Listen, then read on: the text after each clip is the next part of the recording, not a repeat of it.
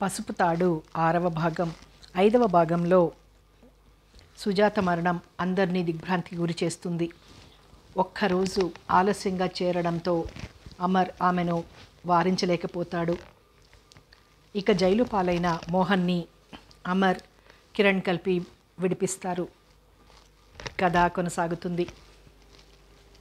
మోహన్ భుజంపై చేయి పడ్డంతో తిరిగి చూశాడు. పద ఇంటికి, నెమ్మదిగా మృదుస్వరంతో అన్నాడు. ఇల్లు ఎక్కడి ఇల్లు? ఇదే నా ఇల్లు. నా సుజి ఎక్కడుందో అదే నా ఇల్లు.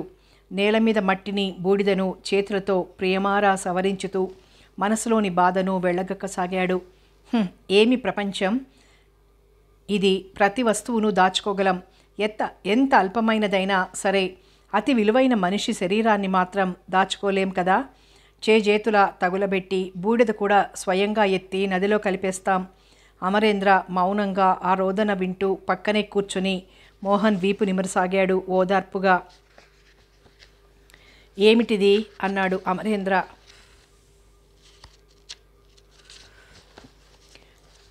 అమర్, ఎందుకు చేయించావు ఇవన్నీ నా చేత? సుజాత ఏమడిగింది నన్ను? కళ్యాణ వేదికపై నన్ను తన దానిని చేసుకోమని. నేనేం చేశాను? కాష్టంలో కడతేర చేశాను. ఎంత క్రూరుడిని, ఎంత నీచుడిని! మోహన్, జరిగింది జరిగిపోయింది. ఇక ఇప్పుడు మనం గుండె రాయి చేసుకోవడం మినహా ఏమీ చెయ్యలేం. అంతేనా అమర్? సుజాత అందర్లాగా ఐశ్వర్యం కోరలేదు. అలవిమాలిన కోరికలు వెలిబుచ్చలేదు.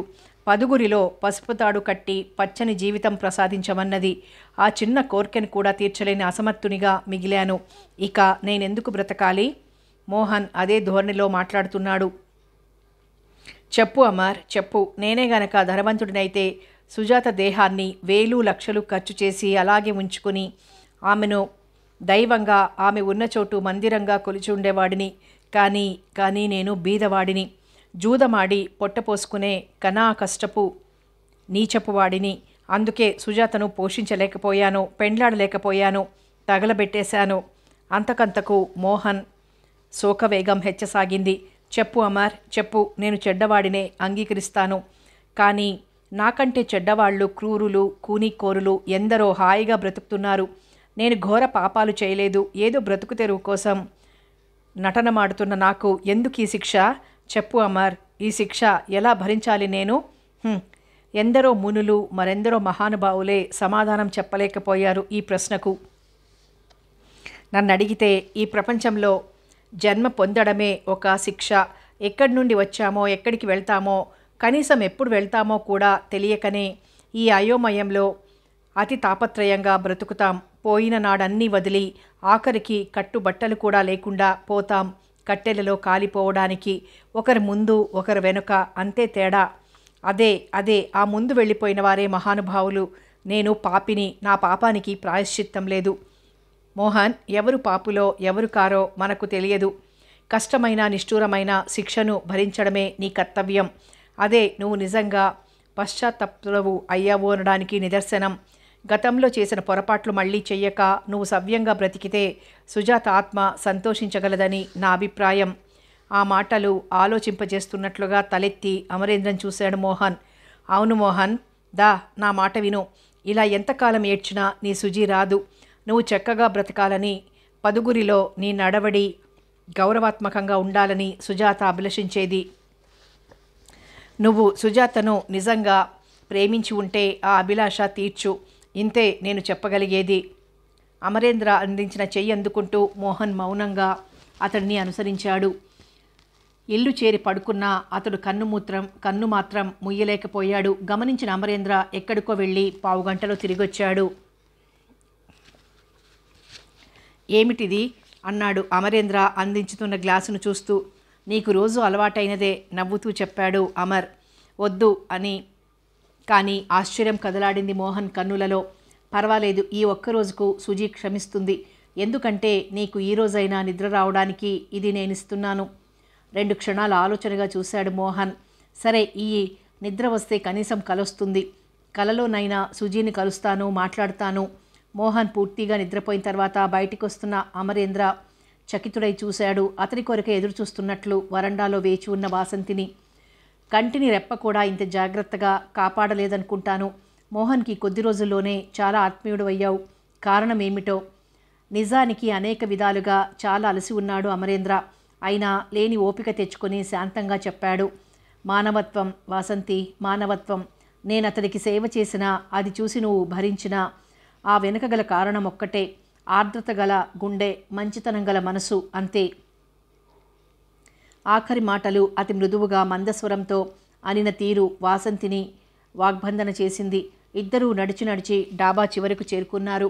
వాసంతి, మనిషి బాధలో ఉన్నప్పుడు చేయూత అవసరం, అవునా కాదా? ఆ బాధ నిజమైతే కరుకుగా అన్నది. ఆ మీమాంస మనకెందుకు? మరి ఇదేమైనా ధర్మసత్రం కాదు కదా? ఓ, నువ్వు అలా అనుకునేటట్లయితే మోహన్ని తీసుకువెళ్ళి మరెక్కడైనా ఉంచుతాను. కానీ నేను మాత్రం అతనికి చేయూత ఇచ్చి తీరుతాను. కారణం ఏమిటి? సంబంధం నిర్వచింపలేని అనుబంధం. అంతకంటే ఏం చెప్పను?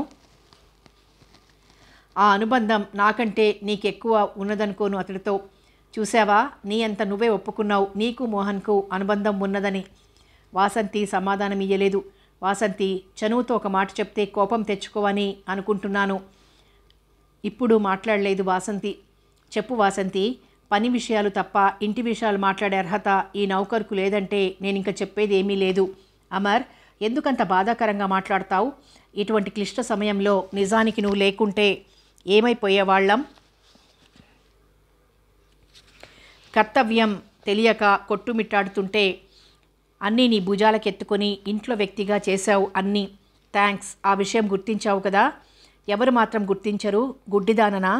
నువ్వెంతో పెద్దరికంతో సుజాత వివాహం ఇక్కడ జరపాలని కిషోర్ను కారును పంపడం వల్లనే కదా ఎక్కువ అల్లరి లేకుండా కనీసం సుజాత అంత్యక్రియలైనా జరపగలిగాను. అవుననుకో. అదే పెద్దరికంతో ఇప్పుడు కూడా ప్రవర్తించు వాసంతి. ఆ కోపం కొంచెం తగ్గించుకుంటే సరిగ్గా కర్తవ్య నిర్ణయం చేసుకోగలవు. నా బాధను సాటి స్త్రీ అయినా సరిగ్గా అర్థం చేసుకోగలదని అనుకోను. నువ్వు పురుషుడవు, అంతేనా? నేను నీకంట పరాయబడనా వాసంతి? వాసంతి బదులు చెప్పలేదు. నీ బాధను నీకంటే బాగా అర్థం చేసుకోగలవాడను. నీ శ్రేయస్సుని ప్రపంచంలో అందరికంటే మిన్నగా కాంక్షించేవాడను కనుకనే నిన్ను మొదట్లో హెచ్చరించి నీ ఆగ్రహాన్ని రుచి చూశాను. మోహన్ పెళ్ళాడమన్నది సుజాతనే అని తెలిస్తే నువ్వు తట్టుకోలేవని ఊహించే ఆ వివాహం అక్కడే జరిపించాలని ఎకాఎకీన పోయాను. నిన్ను కలిసి వెళ్లే సాహసం కూడా లేకపోయింది. ఆ తర్వాత నువ్వు ఆనందయ్య గారు నాకు ఉద్యోగ ఉద్వాసన చెప్తారని అనుకున్నాను. అందుకు తయారయ్యే వెళ్ళాను. కానీ సుజాత మరణం ఈ అనుకోని మలుపును సృష్టించింది. అమర్, పోగాలము దాపురించిన వారు అన్నట్లు ప్రవర్తించాను. నేను ఆరంభం నుండి కూడా అని ఇప్పుడు అనుకుంటున్నాను. లోక జ్ఞానం గల నీ ప్రవర్తనను నా అజ్ఞాన అహంకారాలతో చిన్నబుచ్చాను. ఆ కృతజ్ఞతలు పశ్చాత్తాపాలు వద్దు వాసంతి. నా ఒక్క అభ్యర్థనను మన్నించితే చాలు. ఏమిటి? ఆతృతగా అడిగింది. నాకన్నా నా సేవల కన్నా మోహన్కు నీ సేవలు, నీ చల్లని మాటలు ఎక్కువ సేద తీర్చి తేరుకునేట్లు చేస్తాయి. అమర్, దెబ్బ తగిలినట్లే లేచి నిలబడింది వాసంతి. వాసంతి, కోపం వద్దని ముందే అడిగాను. అమర్, నువ్వు ఇలా మాట్లాడతావని కల్లో కూడా అనుకోలేదు. నేను మాటలు పూరింపలేక బోరును ఏడవసాగింది. నివ్వెరపోయాడు అమరేంద్ర. నా మాటల్లో తప్పేమున్నది వాసంతి? నిదానంగా ఆలోచించు. ఇష్టమైతేనే ఆచరించు. ఎందుకంత కష్టపెట్టుకుంటావు? అమర్, నేను బొత్తిగా మరమనిషిని, మనసు లేని రాయి అని అంచనా పెట్టుకున్నావు. నువ్వు నన్ను అర్థం చేసుకోలేదు. అతడి సమక్షం నుండి పరిగెత్తి పారిపోయింది. నిర్ఘాంతపోయి చూడడం మినహా అమరేంద్రకేమీ అర్థం కాలేదు. ఎటూ పాలు పోలేదు. రాత్రి అంతా అతడికి జాగారమే, ఆమెకు జాగారమే.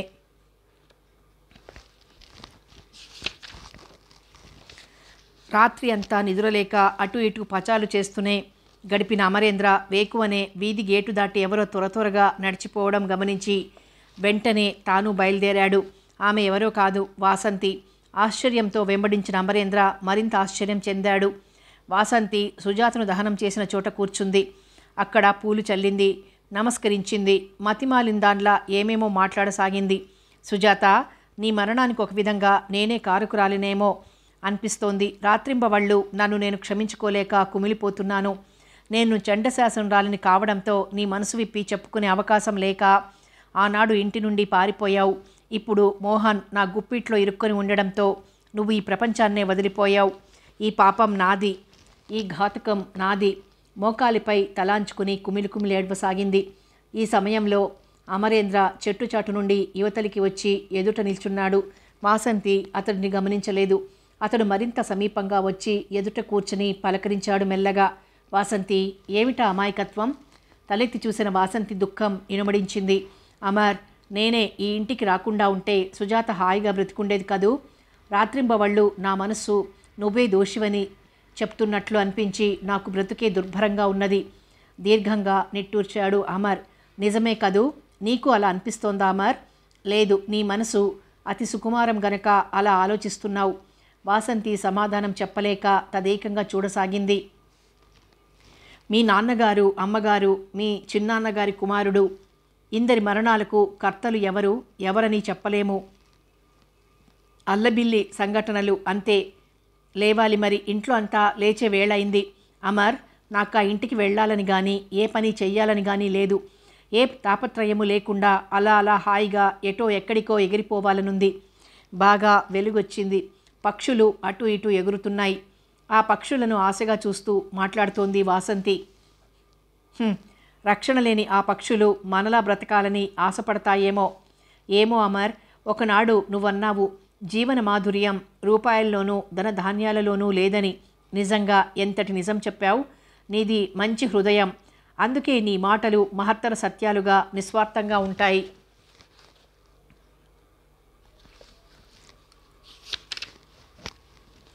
హఠాత్తుగా ఆమె ఆ పూర్వపు సంఘటన గుర్తుకు తెచ్చేసరికి అమరేంద్ర విభ్రాంతికి లోనయ్యాడు. ఇక అవన్నీ ఇప్పుడెందుకు? మెల్లగా అన్నాడు. ఎటువంటి సమయాలేగా మరి అటువంటి యథార్థాలను గుర్తింపజేసేది. ఆ భవంతి, ఆ ఐశ్వర్యం అన్నీ సంకెళ్ళుగా, ఆ నౌకర్లు యమకింకరుల్లాగా కనబడుతున్నారు. ఈ అన్నింటికీ దూరంగా ఎవరూ లేని ఏకాంతంలో సేదదీరాలని ఉంది. కానీ ఎలా సాధ్యం? సాధ్యం కాదు. అందుకే సుసాధ్యమైనదేదో దాని గురించే ఆలోచించు. ఊహల్లో బ్రతుకు సాధ్యం కాదు. దేని గురించి ఆలోచించను? నీరసంగా నిస్సత్తువుగా అడిగింది. సుజాత విషయం మనలో మనకే గాని అందరికీ తెలియని విషయం. మోహన్ జీవితంలో సుజాత ఘట్టం ఒక దుస్వప్నం అంతే. అయితే అందు గురించి నేనేం ఆలోచించేది? మోహన్ నీకు కాబోయే భర్త అని మాత్రమే ఆలోచించు. చాలా మంది లోకులు ఎరుగుదురు. లోకం సంగతి వదిలేయి. అతడి కోసం, నీ కోసం, ఈ ఇంటి వెలుగు కోసం కూడా నువ్వు ఆలోచించాలి. అంటే అతడికి తోడుగా నీడగా ఉండి నీ ప్రేమతో అతడిని బాగు చేసుకోవాలి. అమర్, నాగినిలా లేచింది వాసంతి. ఏమిటి నువ్వంటున్నది? నాకేం కర్మ పట్టింది? ఇంత జరిగిన తర్వాత ఇంకా అతడి కోసం ఆలోచించేది లేదు. వాసంతి, నీ బాధ నాకు తెలుసు. కానీ ఒక విధంగా ఆలోచిస్తే మోహన్ని దోషి అనలేం. చిన్ననాటి నుండి నా అనేవారు లేక పెరిగిన అభాగ్యుడతడు. అది అతడి కర్మ. ఈ దెబ్బతో, నిజానికి దెబ్బకు ముందే, అంటే సుజాత మరణానికి ముందే అతడు మారాడు. నాకు తెలుసు. మనసులో మంచి అనేది ఉన్నది గనుకనే ఆ మార్పు సంభవించింది. ఆ మంచిని తుంచివేయక నీరు ఆహారంగా నీ ప్రేమాదరణలతో పెంచడం నీ ప్రస్తుత ధర్మం అంటున్నాను నేను. అసంభవం. నేను నీతికి ప్రాముఖ్యమిచ్చే వ్యక్తిని. ఇవన్నీ మర్చిపోయి అతడిని క్షమించగల పాతకాలపు దానను కాను. ఒక్క మాట విను. నీ వివాహం జరిగిన తర్వాతనే ఇవన్నీ సంభవించాయనుకో, అప్పుడిలా మాట్లాడగలిగి ఉండేదానివా? ఆహా, నేనేం పాతకాలపు దానను కాను. నీతి బాహ్యులంటే నాకు అసహ్యం. కిషోర్ ప్రవేశంతో సంభాషణ ఆగిపోయింది. ఇక్కడున్నారేమిటి? వాసంతి కోసం అంతా కంగారు పడుతున్నారు. ఏ పని చెయ్యాలో ఏమో చెప్పే నాతుడెవ్వరూ లేక అన్ని పనులు ఆగిపోయాయి ఇంట. నౌకర్లంతా అమర్బాబు ఆజ్ఞల కోసం ఎదురుచూస్తున్నారు. కిషోర్ మాటల్లో కాస్త హేళన ధ్వనించినట్లయి తేరిపార చూశాడు అమర్. ఆవేశంలో ఉన్న వాసంతి గమనించలేదేమీ. నేను తర్వాత వస్తాను అమర్, మీరు వెళ్ళండి అన్నది వాసంతి నేలపై మట్టి గుప్పిళ్లతో తీస్తూ. అమర్ కదల్లేదు. ఒక్కతెను వదలడానికి వచ్చానా వెతుక్కుంటూ? పద, ఇలా ఎంత ఏడిస్తే మాత్రం సుజాత వస్తుందా? అబ్బా, నన్ను వదిలిపెట్టు అమర్. తీసుకెళ్ళి కిషోర్ అతడిని. ఒంటరిగా ఉంటే అసలే మనసు పాడవుతుంది. నాపై గౌరవం ఉంటే దయ ఉంచి లేచిరా. చిన్నాన్నగారిని కూడా ఇక్కడికి రప్పించుకుంటావా బ్రతిమాలడానికి? ఆ మాటలు విని వెంటనే లేచొచ్చి కారు వైపు నడిచింది వాసంతి. సుజాతపై అభిమానాన్ని, అనురాగాన్ని మోహన్పై చూపించు వాసంతి.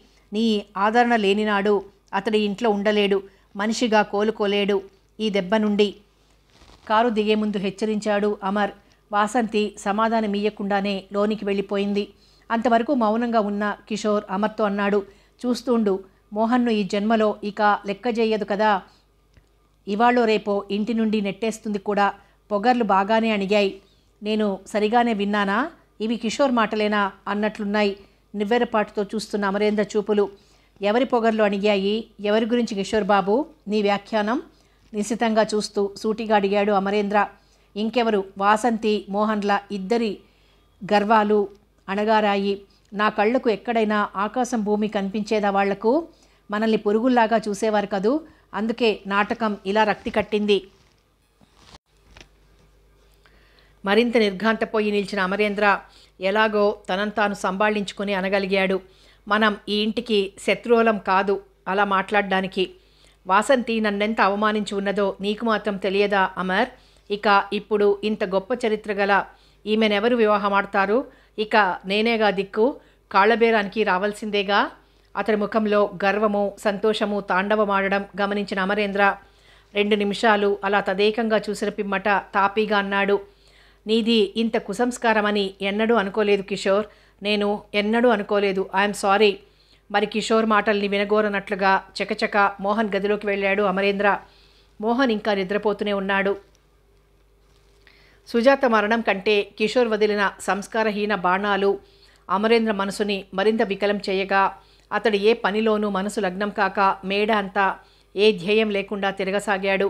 ఎప్పటికప్పుడు అన్ని గదులు శుభ్రంగా ఉంచమని నౌకర్లను హెచ్చరించాడు.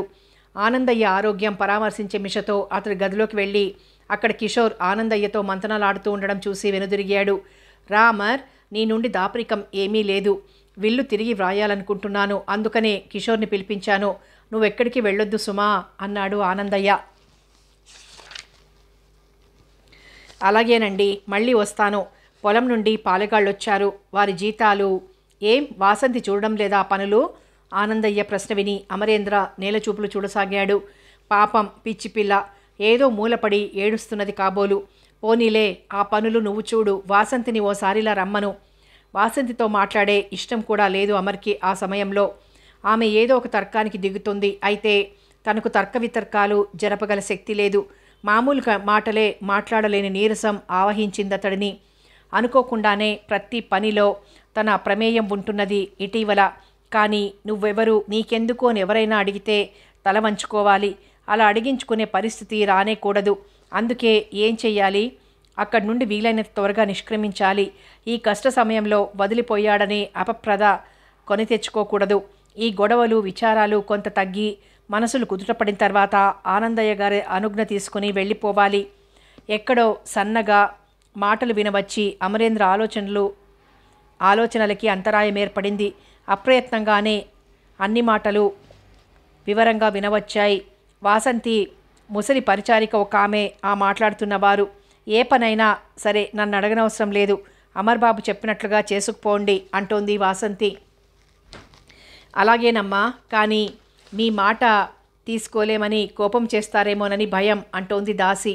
అటువంటిదేమీ లేదు. అమరేంద్ర గారికి అన్నీ నాకంటే బాగా తెలుసు. ఆయన పరాయివారు కూడా కాదు. ఈ ఇంటికి కావలసిన వారే. ప్రత్యక్ష పరోక్ష శ్రోతలిరువురు ఉలిక్కిపడ్డారు. ఏమిటి వాసంతి ఇంత అనూహ్యంగా మారిపోతోంది? అమరేంద్రకు చిత్రమైన ఆశ్చర్యం కలిగింది. త్వరగా కాలకృత్యాలు ముగించి మోహన్ వద్దకు వెళ్ళేసరికి అప్పటికే అక్కడ వాసంతి ఉంది. తటపటాయిస్తూ అమరేంద్ర బయటనే ఆగిపోయాడు. నా మానాన నన్ను పడి ఉండని వాసంతి, పదే పదే నన్ను విసిగించకు అంటున్నాడు మోహన్. లోకమంతా నిందించుతోంది, నేనే కాదు. కానీ నాకు ఈరోజు ఈ గతి వచ్చింది. ఎంతగానో ఆత్మ పరివర్తన చెందినట్లు నటించడం, తీపి తీపి మాటలు నేర్చావు. సుజాత లేదు కదా చెప్పడానికి నిజమేమిటో. వాసంతి, నేను వెళ్ళిపోతాను, ఇక్కడుండను. కనీసం నిందలు మాత్రం వెయ్యకు. నాకు ఏదీ విని భరించి సహించగల ఓరిమి లేదిప్పుడు. వెళ్ళు, అదే నేను చెప్పాలనుకుంటున్నాను. ఇక ఏ సంబంధంతో ఈ ఇంట ఉంటావు? ఉండేందుకు నీకు ఇష్టమైన అట్టే పెట్టుకునేందుకు మాకిక ఓపిక లేదు ఖరాఖండిగా చెప్పింది వాసంతి. మోహన్ ముఖము బింకము వాడిపోయాయి. నేనేమి కానా వాసంతి? ఏ సంబంధము లేదు మన మధ్య? దీనంగా అడిగాడు. ఏ ముఖంతో అడుగుతున్నావా మాట? వెళ్ళిపోతాను వాసంతి. ఈ కర్మకాండ పూర్తి కానీ ఇక ఎప్పుడూ ముఖం చూపను. కర్మకాండలతో నీకేం పని? ఎంత నిర్దయగా మాట్లాడుతున్నావు? దయ ఎందుకు చూపాలి? మా ఇంటి పరువును నాశనం చేసినందుక, నా జీవితంతో చెలగాటమాడినందుక, నా చెల్లెల్ని హత్య చేసినందుక? అంతకంతకు ఆవేశంతో రెచ్చిపోయింది వాసంతి. మొదటివన్నీ నిజమే, కానీ నీ చెల్లెల్ని నేను హత్య చేయలేదు. ఆమె అదృష్టవంతురాలు కనుక తన దారి తాను చూసుకున్నది. నిత్యం క్షణక్షణము చస్తున్నవాడిని నేను. మాటలు నేర్చావు. నీ కారణంగా కాదు సుజాత చనిపోయింది. నీ వంటి వాడు కట్టే పసుపు తాడికి ఉరితాడుకు భేదం లేదని తెలియని అమాయకురాలు నీ వల్లనే బలైపోయింది. నిజమే, అందుకు శిక్ష కోరుతున్నాను వాసంతి. సుజాతను దహనం చేసిన చోటే నన్ను సజీవ దహనం చేసేయి, నేను సిద్ధంగా ఉన్నాను. మరి వినలేని అమరేంద్ర లోనికొచ్చాడు క్షమాపణలు కోరుతూ. క్షమించు వాసంతి, మీ ఇరువురి మధ్య నేను రాకూడదు, కానీ పరిస్థితి అటువంటిది. వాసంతి, నేనేం చెప్పాను? నువ్వు చేస్తున్నదేమిటి? సారీ అమర్, అది సాధ్యం కాని పని ఖండితంగా అన్నది. అమర్ మోహన్ వైపు తిరిగాడు. మోహన్, మీరిద్దరూ కూడా ఒక్కో రకమైన ఆవేశ స్థితిలో ఉన్నారు. నువ్వు మగవాడివి గనక బాధనంతా దిగమింగగలుగుతున్నావు.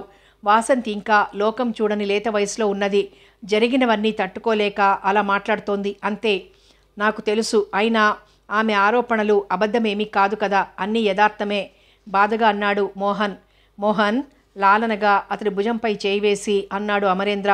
హద్దులు దాటుతున్నాను అనుకోవద్దు. నేను మీ ఇరువురి శ్రేయోభిలాషిని. మీ ఇరువురు గతం మరిచి ఒకటవ్వాలని నా కోరిక. అందుకు కొంత వ్యవధి అవసరం, నాకు తెలుసు. అమర్ వారిస్తున్నట్లుగా అన్నది వాసంతి.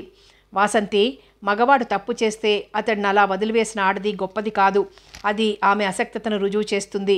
అతడిని తన శక్తియుక్తులతో క్షమాగుణంతో సరిదిద్దుకోగలిగినదే సరైన స్త్రీ.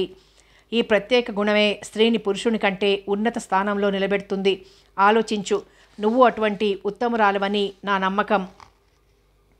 వాసంతి మౌనంగా ఎటో చూస్తూ ఉండిపోయింది. మోహన్, సుజాతను, ఆ తర్వాత నిన్ను ఈ ఇంటికి తెచ్చిన వాడను నేను. వాసంతి మాటలన్నీ నా మాటలుగా భావించి సహించి క్షమించు నన్ను. ఇదే నా కోరిక. నాకు చెప్పకుండా మాత్రం నువ్వు ఈ ఇంటి నుండి వెళ్లకు. అమరేంద్రను మానవాతీత వ్యక్తిగా ఆరాధనగా చూస్తున్న మోహన్ గుండెల్లో నుండి వేడి నిట్టూర్పు ఎగదన్నుకు వచ్చింది. భాష్యానికి అందని భావాలెన్నో ఆ నిట్టూర్పులో ధ్వనించాయి. వాసంతి, నిన్ను చిన్నాన్నగారు పిలుస్తున్నారు. అసలు ఆ మాట చెప్పేందుకే నేను వచ్చాను. వస్తున్నా పద. కానీ అమర్, నీతి బోధలు ధర్మసూత్రాలు విని విని విసిగిపోయాను. మరి వినగల ఓపిక నాలో మిగల్లేదు. అందుకు కాదు, వేరే పనుంది అన్నాడు అమరేంద్ర. ఆనందయ్యతో నెమ్మదిగా మాట్లాడుతున్న కిషోర్ వాసంతి ప్రవేశం చూసి సర్దుకొని కూర్చున్నాడు. ఆ వెనుక ఉన్న అమరేంద్రను చూసి అయిష్టంగా ముఖం తిప్పుకున్నాడు కూడా. ఏమిటి చిన్నాన్న? వాసంతి, విల్లు మార్చి రాస్తున్నానమ్మా అన్నాడు ఆనందయ్య. ఎందుకిప్పుడు? నేలచూపులు చూస్తూ మందస్వరానన్నది వాసంతి అయిష్టంగా. చిన్నపిల్లలే కాలం తీరి కళ్ళ ముందు పోతుంటే ఇక మా బ్రతుకులకేమిటి భరోసా? ఈ ఐశ్వర్యాలు అధికారాలు పోయే ప్రాణాలను పట్టుకోలేవు, లేని సుఖాలను కొనలేవు. ఇంకెందుకీ తాపత్రయాలు చిన్నాన్న? మాట్లాడలేకపోతున్నట్లుగా కాసేపు కూర్చున్నాడు ఆనందయ్య. ఈ శ్మశాన వైరాగ్యం కలకాలం నిలిచేది కాదు. కష్టాలు వచ్చినప్పుడు సున్నిత హృదయాలు ఎవరికైనా అలాగే విరక్తి కలుగుతుంది. కానీ ప్రపంచానికి మన విరక్తి, మన బాధ అక్కర్లేదు. దాని పోకడ దానిదే. పోయిన వారికి ఏవో చెయ్యాలి, ఉన్నవాళ్లము బండిని ముందుకు సాగాలి. అందుకు డబ్బు అవసరమే. వాసంతి జవాబియ్యలేదు. ఏమీ రాయక వదిలితే వారసులమంటూ వచ్చే హీనులు ఎందరో తయారవుతారు. అంతా నా తదనంతరం నీకే చెందేట్లు రాస్తున్నాను. ఎలా ఖర్చు పెట్టినా నీ ఇష్టం. అప్రయత్నంగా వాసంతి అమరేంద్ర వైపు చూసింది. ఆమెనే చూస్తున్న అమరేంద్ర చూపులు తిప్పుకున్నాడు. ఆనందయ్య అభిలాష పట్ల పూర్తిగా అయిష్టత ద్యోతకమవుతోంది వాసంతి ముఖంలో. చిన్నాన్న, నేనొక మాట చెప్పొచ్చా? చెప్పవమ్మా, ఇంకెవరున్నారు నాకు చెప్పేందుకైనా? మీ ఇష్ట ప్రకారమే కానియండి. ఈ ఆస్తికి ధనానికి అంతకు నేనొక ట్రస్టీగా మాత్రమే ఉంటాను, కానీ నా స్వప్రయోజనాలకు వాడుకోను. దెబ్బతిన్నట్లు చూశాడు ఆనందయ్య. నువ్వు తినరానంత తాకరానంత పాపిష్టి సొమ్ము కాదమ్మా ఇది. కష్టార్జితం, నా కష్టార్జితం. పెద్దల సంపద కొంత. మరి నువ్వెందుకంత విరక్తి పెంచుకుంటున్నావు? అవును, మీరు సంపాదించారు. మా నాన్నగారు కూడా చాలా సంపాదించిపోయారు. కానీ నా ముందే మా నాన్నగారు పోయారు. అమ్మ నేను ఎన్నో కష్టాలు పడ్డాం. ఇక్కడికి రాకముందు అమ్మకు వైద్యం చేయించలేకపోయాను. అపరాధి వలె తలవాల్చుకున్నాడు ఆనందయ్య. న్యాయంగా నాకు రావాల్సింది అనగా మా నాన్నగారి సంపాదన. అది మాత్రమే నేను వాడుకుంటాను. బ్రతకటానికి డబ్బు ఎంత అవసరమో అది అధికంగా పొర్లిపోతూ ఉండడం కూడా అనర్థమే అనడానికి మన అందరి బ్రతుకులు నిదర్శనాలు. ఆమె వాగ్దాటికి అమర్ ఆశ్చర్యపోయాడు. ఆనందయ్యకు సిగ్గు కలిగింది. ఈ డబ్బుతో నేడు నేను మా అమ్మను కొని తెచ్చుకోలేను. ఆగిపోయిన నా చదువును కూడా పూర్తి చేయలేను. హఠాత్తుగా కిషోర్ మాట్లాడాడు. దానికేం వాసంతి, ఎంత చదువులైనా బేషగ్గా చదువుకోవచ్చు. నీ వయసు మాత్రం ఏమంతా? నేను మనసున్న మనుషుల విషయం చెప్తున్నాను తీవ్రంగా అన్నది వాసంతి. లోకం పోకడ చూసి చూసి అనుభవాల తాకిడితో పగిలిన మనస్సు చదువుపై లగ్నం కాదు. కిషోర్ ముఖం చిన్నబోయి నేలచూపులు చూడసాగాడు. ఆనందయ్య దుఃఖంతో పూడిపోయిన కంఠంతో అన్నాడు. వాసంతి, చిన్నదానవైనా నిజమే చెప్పావు. అకాల మరణం పాలైన నా కొడుకును ఈ ధనంతో తిరిగి తెచ్చుకోలేను. అయినా ఈ విరక్తితో దీనిని పరులకు దానం చెయ్యలేను. నువ్వు ఈ ఇంటికి, ఈ వంశానికి మిగిలిన ఒకే దీపానివి. అందుకే అంతా నీకిస్తే లోగడ నేను మీ నాన్నకు చేసిన అన్యాయానికి ప్రాయశ్చిత్తం చేసుకున్నట్లవుతుంది. చిన్నాన్న, సుజాత కూడా ఈ ఇంటి ఆడపడుచు. కానీ ఆమె ఏమనుభవించింది? ఆమె వంతు ధనం ఆమెకే రాయండి. పిచ్చి దానిని చూసినట్లు చూశారు ఆనందయ్య, కిషోర్ కూడా. కోరిన వారిని పొందలేక, ఇటు ఇంట్లో వారికి చెప్పుకోలేక వీధుల పాలైన సుజాత వంటి అభాగినులు కొల్లలు మన దేశంలో. అటువంటి అభాగినుల కోరకు ఆ ధనం వెచ్చిస్తాను. సుజాత పేరిట ఆశ్రమం కట్టించి. బాగా ఆలోచించావా? అన్నీ ఇప్పుడు ఆలోచించడం కాదు. ఏనాటి నుండో అస్పష్టంగా ఉన్న భావాలే ఇవి నాలో. మీ ధనం మీ పేరిటనే సక్రమంగా వినియోగిస్తాను. ఆ సద్వినియోగం కూడా ఎటువంటిదో కాస్త మాకు వినిపించి ఆనందింపజేయండి. కిషోర్ స్వరంలో హేళన లేకున్నా మనసులో ఉన్నట్లు గ్రహించిన వాసంతి తీవ్రంగా చూసింది. అతడి లెక్కే లేనట్లు ఆనందయ్యతో మాట్లాడసాగింది. మన దేశంలో బీదవారిలో, మధ్యతరగతి కుటుంబాలలో వృద్ధుల స్థితి దయనీయంగా ఉన్నది చిన్నాన్న. ఎంత సంపాదించినా, ఎందరిని కనిపించినా, ఎందరికి ఎంత ధారపోసినా వృద్ధాప్యంలో మాత్రం ఇతరుల దయాధర్మాల మీద ఆధారపడాలి వాళ్ళు. ఆలన పాలనలు చూసేవారు లేక అల్లాడే అనేక మంది వృద్ధులని చూస్తున్నాం. దెప్పుతున్నానని అనుకోకపోతే మీకే తెలుసు ఈ స్థితిలో మీకు మనిషి తోడెంత అవసరమో. నిజం. అంగీకారంగా ఆలోచనాపూర్వకంగా తల పంకించాడు ఆనందయ్య. అటువంటి వారికి కొందరికైనా ఉపయోగకరంగా ఆ ధనాన్ని వెచ్చించుతాను. మీ పేరును తలుచుకుంటూ ఆ ఆశ్రితులు ఆనందంగా బ్రతికేట్టు ఈ భవంతిని ఆనందాశ్రమంగా మార్చుతాను. మన ఇంట ప్రస్తుతం అనేక మంది నౌకర్లున్నారు. వాళ్లకు నిత్యం ఎన్నో అవసరాలు, వార్ధక్యంలో అనేక బాధలు ఉండొచ్చు. విశ్వాసపాత్రులైన వాళ్ల జీవితాలు ఆఖరి వరకు సుఖంగా, భుక్తికి వైద్యానికి లోపం లేకుండా జరిగిపోయేట్లు చూద్దాం. ఆనందయ్య ఆలోచిస్తున్నాడు. అతడి తరపున తానే స్వతంత్రించి మాట్లాడాడు కిషోర్. ఆనందయ్య గారు, ఎవరినీ సలహా అడగకుండా మీ ఆస్తిని మీ ఇష్టప్రకారం పూర్తిగా వాసంతికే రాసేయడం తెలివైన పని. ఆవిడ ప్రస్తుతం ఒక వివసతలోనూ విరక్తిలోనూ పడి వివేకంగా మాట్లాడటం లేదు. చివాలున లేచి నిలబడి నిరసనగా అన్నది వాసంతి. కిషోర్, నువ్వు కేవలం లాయర్వి మాత్రమే. చిన్నాన్నగారు చెప్పిన పని చేయడమే నీ వంతు. అనవసర జోక్యాలు, వ్యాఖ్యానాలు, సలహాలు నేను వినగోరడం లేదు. పినతండ్రిని ఉద్దేశించి చెప్పింది. ఆలోచించే రాయండి చిన్నాన్న. ఇవాళ ఈ క్షణంలోనే రాసయ్యాలనే ఆరాటం ఎందుకు? రేపు రాయండి. ధన ప్రలోభం చాలా చెడ్డది. ముందు ముందు నాలో ఈ మంచి భావాలు మారిపోయి స్వార్థపరత్వం ఏర్పడవచ్చు. లేదా నా చుట్టూ ఇంత ధనాన్ని చూసి స్వార్థపరులెవరైనా మోసాలలో దింపవచ్చు. అందువల్ల ఇప్పుడే అన్నీ విడివిడిగా పకడ్బందీగా రాయమని నా కోరిక. గబగబా వెళ్ళిపోతున్న వాసంతిని, ఆగు వాసంతి, ఒక్క మాట అన్నాడు ఆనందయ్య. చెప్పండి చిన్నాన్న. ఇవాళ ఒక్కతెవు, రేపు వివాహం అవుతుంది. పిల్ల పాప కలుగుతారు. మోహన్కి ఆదాయం అంటూ ఏమీ ఉన్నట్టు కనపడదు. మరి మొత్తమంతా ఇలా దానధర్మాలు చేస్తే నువ్వు అతి సాధారణంగా బ్రతకాలి. నువ్వు బ్రతికినా మోహన్కి అలాంటి జీవితం ఇష్టం లేదు కదా. అతడికి ఆడంబరాలు, దర్జాలు కావాలి. అతడెవరు? అతడి జీవితం గూర్చిన చింత మనకెందుకు? అదేమిటి? మోహన్తో నీ వివాహం అయిన తదుపరి విషయం నేను మాట్లాడేది. అసంభవం. ముఖం అరుణబింబమే కాగా ఆమె మాటలకు గది దద్దరిల్లింది. మోహన్ నాకేమీ కాబోడు. కేవలం మీ మంచితనం వల్ల, సుజాత ఆత్మశాంతి కొరకు మాత్రమే అతడిక్కడున్నాడు. ప్రస్తుతం కొద్ది రోజుల్లో అతడి దారి అతడిది. అంతేనా? నిజంగా నువ్వు తొందరపడుతున్నావు వాసంతి.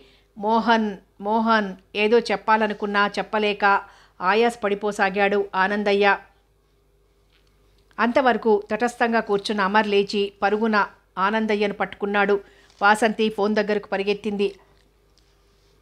తర్కం తాత్కాలికంగా వాయిదా పడింది. డాక్టర్ వచ్చి వైద్యం చేశాక ఆనందయ్యకు విశ్రాంతిగా వదిలి అందరూ తమ తమ పనులపై నిష్క్రమించారు.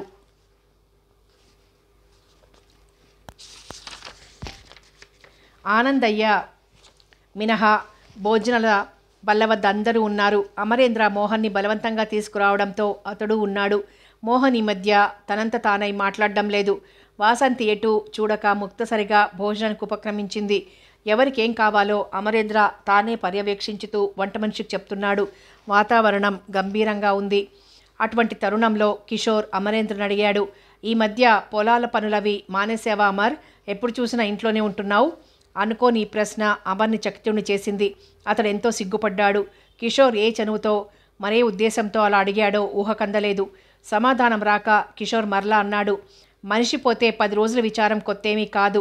అది ఇంట్లో వాళ్ళకి తప్పనిసరి. మనం కూడా మడిగట్టుకుని కూర్చోవడానికి ఇంట్లో వాళ్ళమేమీ కాదుగా. ఎవరి పనులు వారు చూడకపోతే ఎవరెంత దోచుకుపోతున్నారో ఏం తెలుస్తుంది? ఈ అతి ధోరణి అందరినీ విస్మయమూర్తులను కావించింది. అందరూ కిషోర్నే చూస్తూ ఉండిపోయారు కొన్ని క్షణాలు. పోయే వాళ్లతో పోలేం గనక ఇకనైనా ఎవరి పనులు వారు చూసుకోవడం అవసరం. కిషోర్ మరలా అన్నాడు. ఒక్కసారి అందరి ముఖాలు కలియజూసిన అమరేంద్ర భోజనం వదిలి చేయి కడిగి మెల్లగా అడుగులు వేసుకుంటూ వెళ్ళిపోయాడు.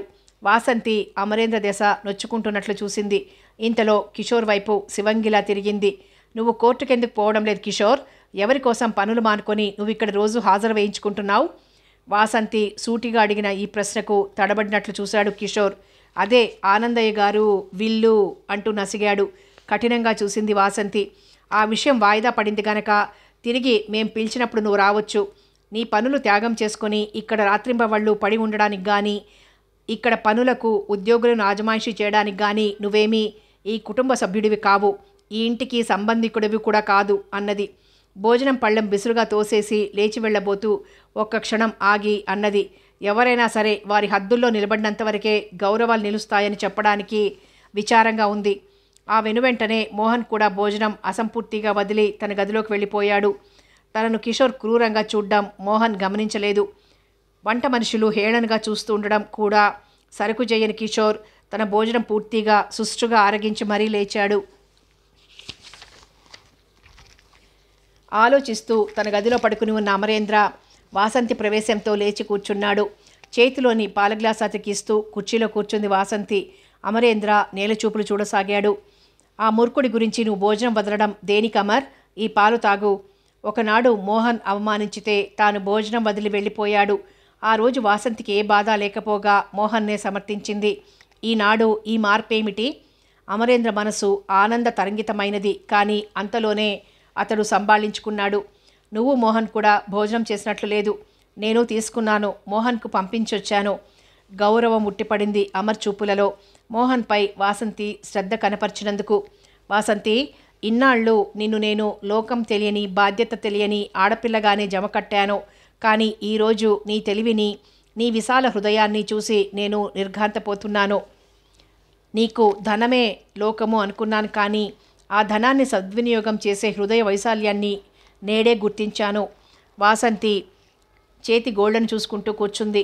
అదే తెలివితో నీ జీవితాన్ని కూడా నిర్ణయించుకో వాసంతి. ఇంతటి ఐశ్వర్యం నడుమ ఒంటరిగా బ్రతకలేవు. వాసంతి మాట్లాడలేదు. నేను హద్దులు దాటి మాట్లాడానా? మేలు కోరి ఇచ్చిన సలహా గురించి నేను అపార్థం చేసుకోను. కానీ కిషోర్ అనవసర జోక్యాలేమిటా అని ఆలోచిస్తున్నాను.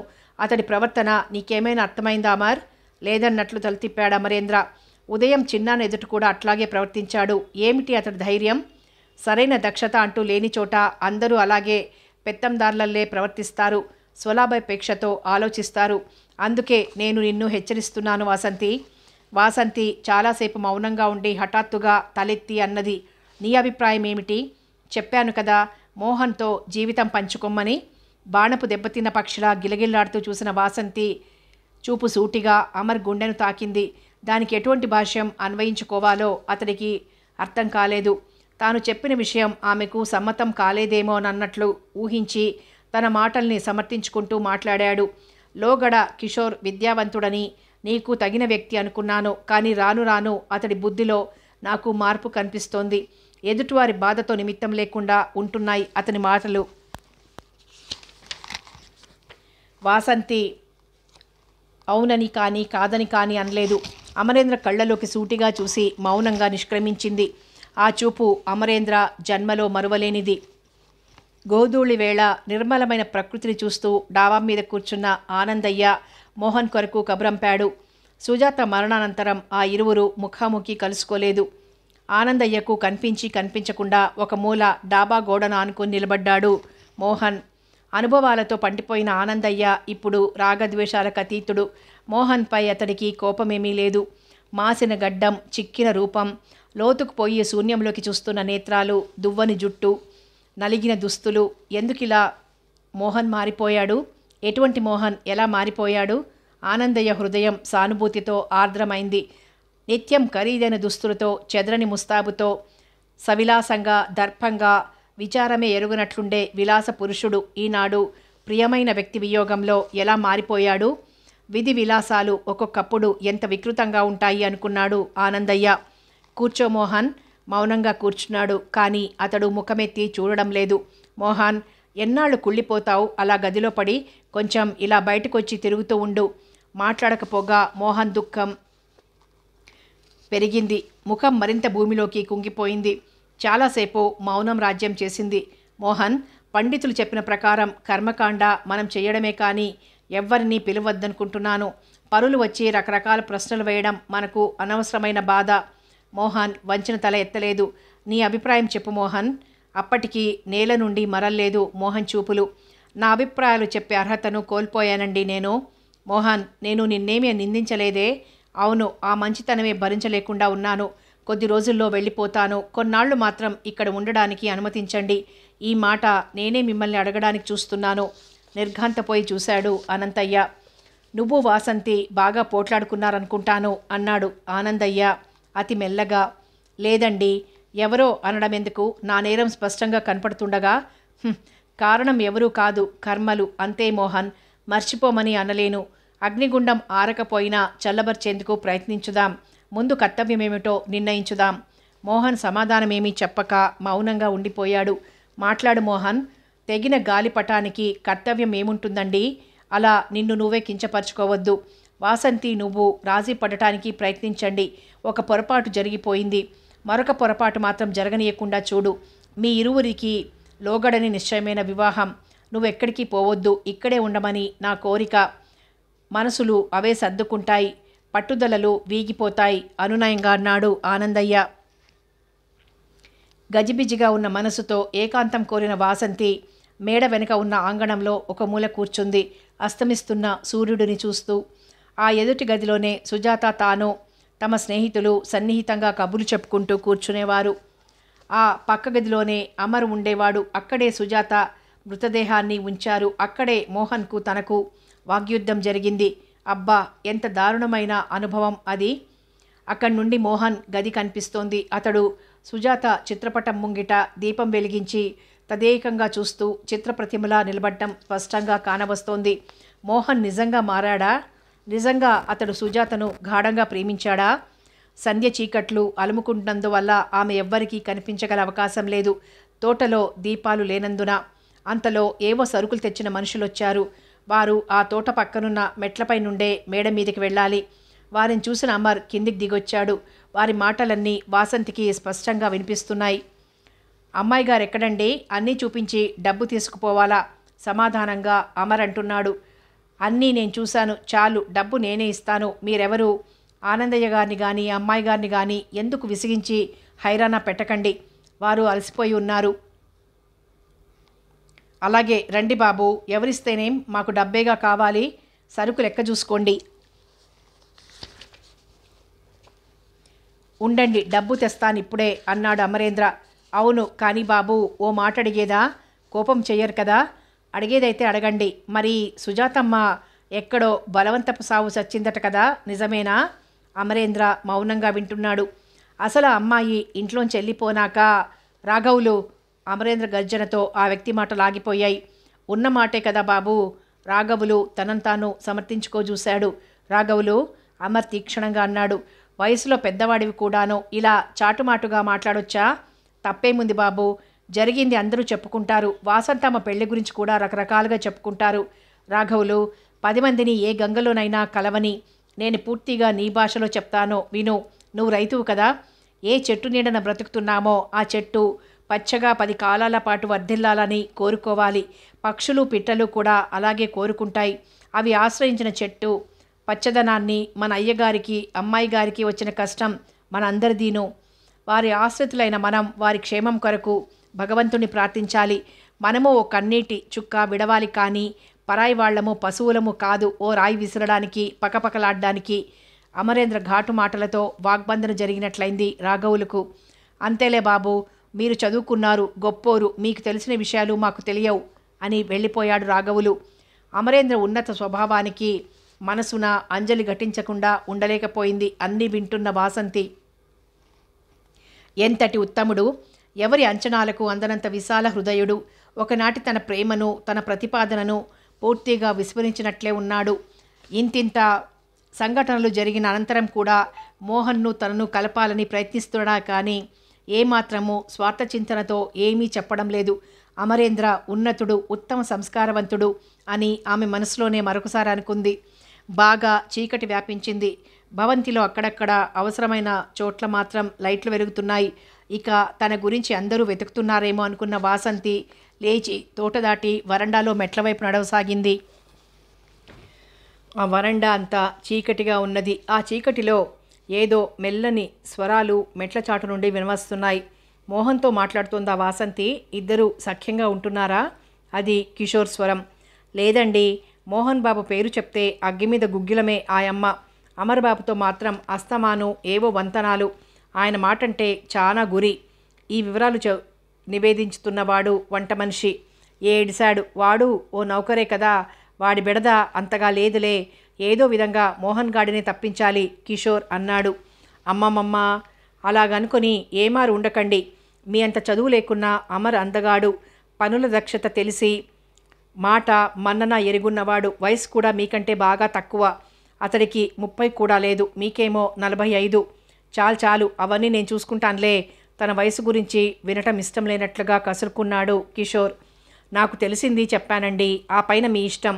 ఇద్దరు ఎప్పుడూ దగ్గరగా తిరుగుతూ ఉంటారు. ఏమో ఏ పుట్టలో ఏ పామున్నదో. నిజమేలే. ఇదిగో ఇది ఉంచి ఇప్పటికీ జాగ్రత్తగా కనిపెడుతూ ఉండు. అందరినీ చెప్పాలా బాబు? అయినా ఏదో ఎందుకైనా మంచిదని జాగ్రత్త పడుతున్నాను. కానీ ఆ ముసలాడు కాస్త గుటుక్కుమంటే దీనికి దిక్కెవరు? కిషోర్ జంకు వంకులు లేకుండా మాట్లాడుతున్నాడు. నిజం చెప్పారు బాబు. అసలు ఇన్నేసి కథలున్న కుటుంబంలో పిల్లని ఎవడో మీ బోటి మంచి మనసున్నోడు తప్ప అందరూ చేసుకుంటారా? అక్కడికక్కడే ఇరువురిని చెడామడా వాయించాలన్నంత ఆగ్రహ వేశాలకు లోనైనప్పటికీ ఎలాగో తమాయించుకుని అంతా విన్నది వాసంతి. ఏమీ ఎరగనట్లే నిశ్శబ్దంగా తన గదికి వెళ్ళిపోయింది. ఎంత నిభాయించుకున్నప్పటికీ ఆమెకు కోపం ఆగడం లేదు. వంటవాడిని తన గదిలోనికి కబురంపి అప్పటికప్పుడే తొలగించి పారవేయాలనిపించింది. కానీ అది తెలివైన పని కాదు. అమర్ను సలహా అడగాలి. కానీ అమరేంద్ర వచ్చి ఎదుట నిలవగానే వాసంతి ఏమీ చెప్పలేకపోవడమే కాక అతడిని కన్నెత్తి కూడా చూడలేకపోయింది.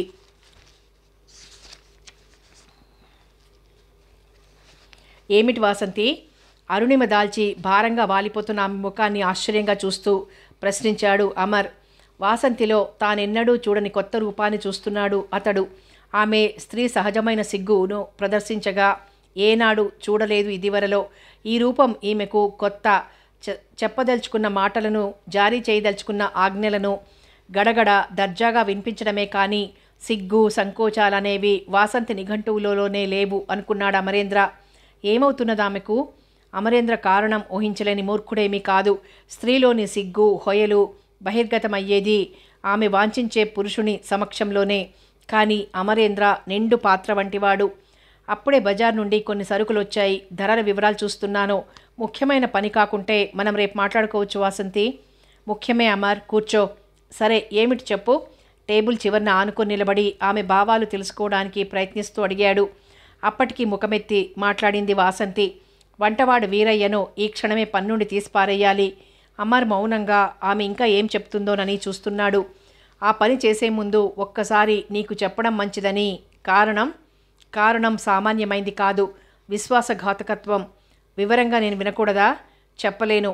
కిటికీ నుండి చీకట్లోకి చూస్తూ అన్నది వాసంతి. ఏమైనా ఎదిరించి మాట్లాడా? అటువంటి తప్పిదమైతే నీ వరకు రావడం దేనికి? అక్కడే అప్పుడే బయటికి నెట్టేసి ఉండేదాన్ని. మరి కారణం చెప్పకుండా తీసేస్తే గొడవ కాదా?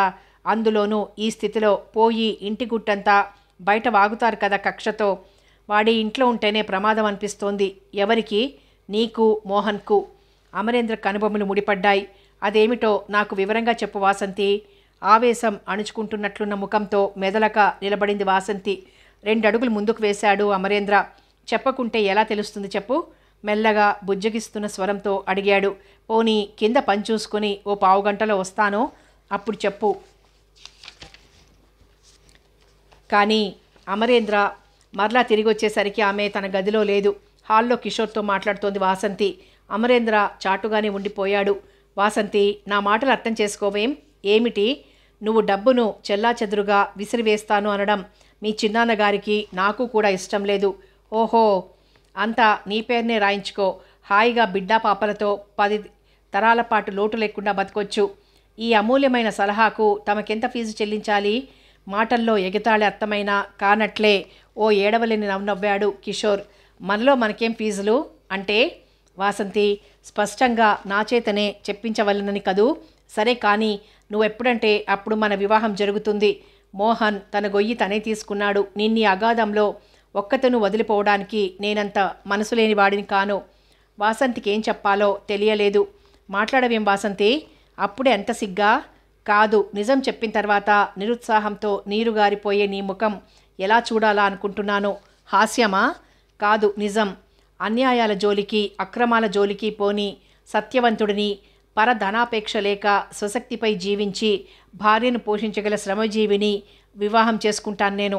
కిషోర్ ముఖంలో రంగులు మారాయి. వాసంతి, హాస్యాలకు బాధ్యత లేకుండా మాట్లాడడానికి సమయం కాదిది. వాసంతికి కోపం వచ్చేసింది. చావింట్లో పెళ్లి మాటలు మాట్లాడే నువ్వు నాకు సమయాలు చెప్తున్నావా కిషోర్? కథ కొనసాగుతుంది.